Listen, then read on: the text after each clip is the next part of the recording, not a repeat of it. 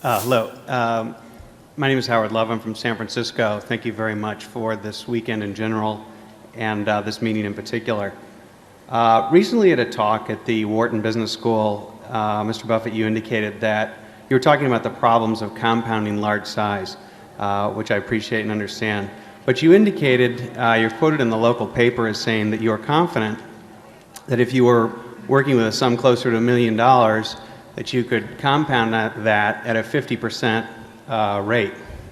For those of us who aren't saddled with the $100 billion problem, could you talk about what types of investments you'd be looking at and where in today's market you think significant inefficiencies exist?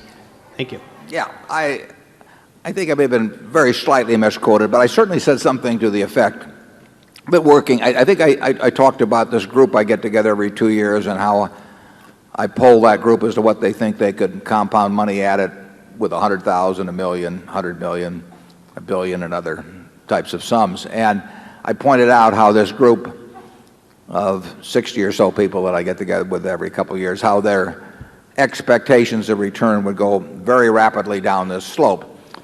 It is true. I think I can name a half a dozen people that I think could compound $1 million, or at least they could earn 50% a year on $1 million, have that as an expectation, if they needed it. I mean, they'd have to get their full attention to be working on the sum.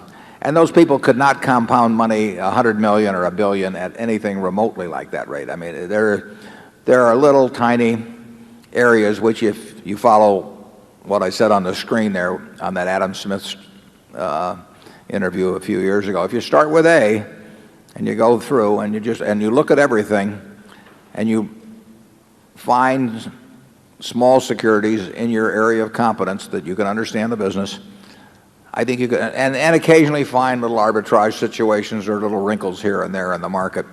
I think working with a very small sum, that there is an opportunity to earn very high returns, but that advantage disappears very rapidly as the money compounds, because from $1 million to $10 million, I would say it would fall off dramatically in terms of the, because there are little, you find very, very small things that you can make, you're almost certain to make high returns on, but you don't find very big things in that category today. I'll leave to you the fun of finding them yourselves. I mean, it'd be terrible to spoil the treasure hunt. And the truth is, I don't look for them anymore. Every now and then I'll stumble into something just by accident. But I'm not in the business of looking for that. I'm looking for things that Berkshire could put its money in, and that rules out all of that sort of thing. Charlie? Well, I would agree, but I would also say that what we did 40 or so years ago was, in some respects, more simple than what you're going to have to do. Right.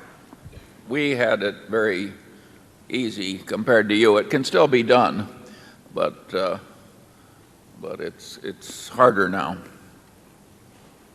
You have to know more. I mean, just sifting through the manuals until you find something that's selling at 2 times earnings, that won't work for you. It'll work, it's just you won't find any.